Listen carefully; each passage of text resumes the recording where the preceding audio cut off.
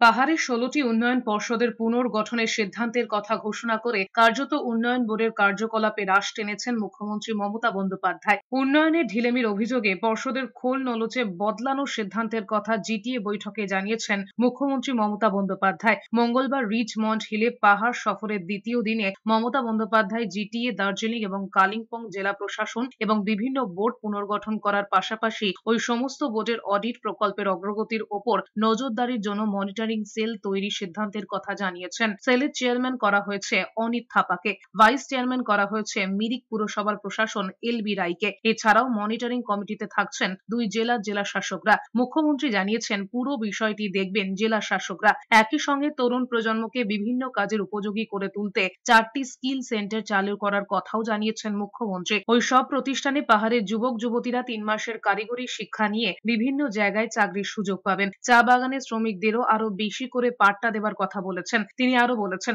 প্রতিটি জেলার ক্ষেত্রেই 1 একরের মতো জমি খুঁজতে বলা হয়েছে। বেশিরভাগ ক্ষেত্রে তা সম্পূর্ণ হয়েছে বলে জানিয়েছেন। সেখানে পিপিই মডেলে বহুতল গড়ে তোলা হবে। जो बोर्ड हम बनाएंगे, एक पॉलिसी डिसीजन किया है, जीटीए चेयरमैन इलेक्टेड चेयरमैन है, उसको मॉनिटरिंग करने के लिए एक सेल रहेगा।